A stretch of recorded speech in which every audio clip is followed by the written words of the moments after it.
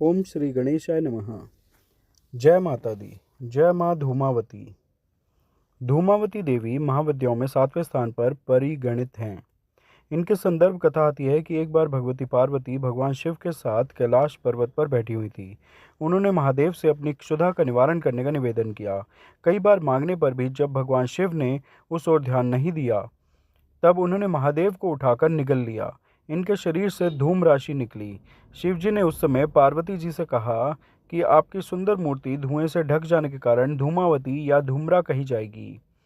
धूमावती महाशक्ति अकेली हैं तथा स्वयं नियंत्रिका हैं। इसका कोई स्वामी नहीं है, इसलिए इसे विधवा कहा गया है। दुर्गा सप्तशती के अनुसार इन्होंने ही प्रतिज्ञा की थी, जो मुझे युद्ध में जीत लेगा तथा मेरा गर्व दूर कर देगा वही मेरा पति होगा। ऐसा कभी नहीं हुआ, अतः यह कुमारी हैं।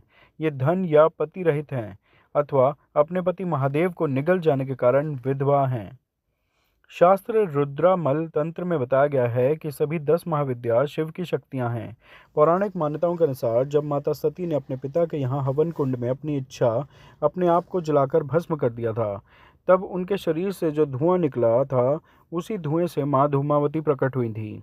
अर्थात माँ धूमावती धुएं के स्वरूप में माता सती का भौतिक रूप हैं। माँ धूमावती को रोग, शोक और दुख को नियंत्रित करने वाली महाविद्या माना जाता है। पद्म पुराण में बताया गया है कि दुर्भाग्य की देवी धूमावती माँ लक्ष्मी की बड़ी बहन है, परंतु इनका स्वरूप माँ लक्ष्मी से बिल्कुल उल्टा है। शास्त्रों के अनुसार माँ धूमावती पीपल के पेड़ में निवास करती हैं। मान्यताओं के अनुसार धूमावती को दरिद्रता, अलक्ष्मी और ज्येष्ठा के नाम से भी जाना जाता है। पौराणिक मान्यताओं के अनुसार पाप, आलस्य, गरीबी, दुख और कुरूपता पर माँ धूमावती का आधिपत्य रहता है। माँ धूमावती कौवे पर सवार रहती हैं। यह मनुष्य के जीवन से दुख, दुर्भाग्य और दरिद्रता को दूर करती हैं। पंचरात्र के अनुसार उग्र चंडिका, उग्रतारा जैसी उग्रता, भयंकर प्रवृत्ति वाली देवियों को माँ धूमावती ने अपने शरीर से प्रकट किया है। माँ धूमावती की ध्वनि 1000 गीदड़ों के एक साथ चिल्लाने के समान है, जो मनुष्य के मन में भय उत्पन्न करती है। माँ धूमावती ने एक बार क्रोध में आकर अपने पति महादेव का भक्षण कर लिया था। धूमावती देवी का संबंध भूख से भी है। माँ धूमावती हमेशा अतृप्त और भूखी रहती हैं, जिसके कारण वह दुष्ट दैत्य का संहार कर उन्हें भोजन के रूप में ग्रहण करती हैं। शास्त्रों में बताया गया है कि माँ देवी धूमावती की पूजा करने से विपत्तियों का नाश होता है और समस्त रोगों से छुटकारा मिलता है। नारद पांचरात्र के अनुसार इन्होंने अपने शरीर से उग्र चंडिका को प्रकट किया था, जो सैकड़ों गीदड़ियों की तरह आवाज करने वाली थी। शिव को निगलने का तात्पर्य है उनके स्वामित्व का निषेध। असुरों के कच्चे मांस से इनकी अंगभूता शिवाएं तृप्त हुईं। यही इनकी भूख का रहस्य है।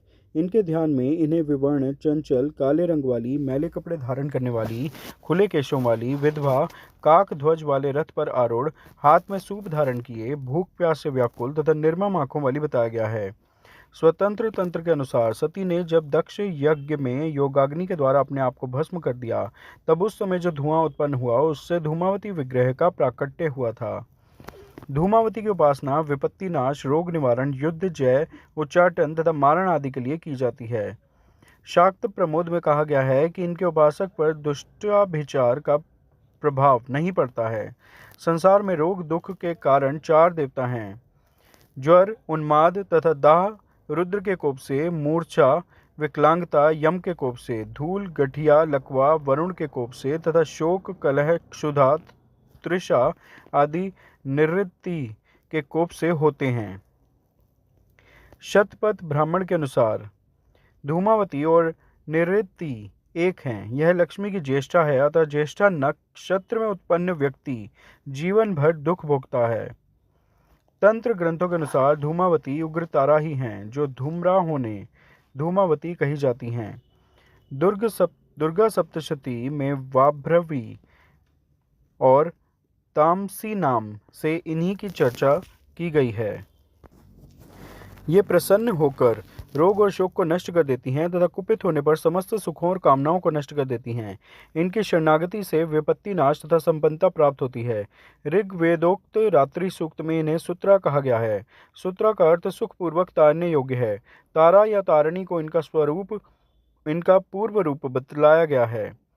इसलिए आगमों में इन्हें अभाव और संकट को दूर कर सुख प्रदान करने वाली भूति कहा गया है। धूमावती स्थिर प्रज्ञता की प्रतीक है। इनका काकध्वज वासनाग्रस्त मन है जो निरंतर अतृप्त रहता है। जीव की दीनावस्था, भूख, प्यास, कलह, दरिद्रता आदि इसकी क्रियाएं हैं। अर्थात वेद की शब्दावली में धूमावती कटुद्रु है जो वृत्तासुर आदि को पैदा करती है। माँ धूमावती का मंत्र है ओम धूम धूम धूमावती देव्यै स्वाहा। अगर आप अपनी अच्छी सेहत पाना चाहते हैं तो माँ धूमावती के ऊपर चढ़ाई गई भभूत से अपने मस्तक पर तिलक करें। सौभाग्य पाने के लिए माँ धूमावती पर फलों का रस चढ़ाएं। अगर आप कोई विवाद टालना चाहते हैं तो माँ धूमावती पर नींबू अर्पित करने के पश्चात उसे चौराहे पर फेंक दें। किसी भी प्रकार के नुकसान से बचने के लिए माँ धूमावती पर चढ़ाए गए मक्के के दाने को पक्षियों के आगे डालें। व्यापार में सफलता पाने के लिए माँ धूमावती के सामने गूगल से धूप करें। अगर आप पढ़ाई में सफलता पाना चाहते हैं तो माँ धूमावती को पीपल का पत्ता चढ़ाने के बाद उसे अपनी किताब में रखें।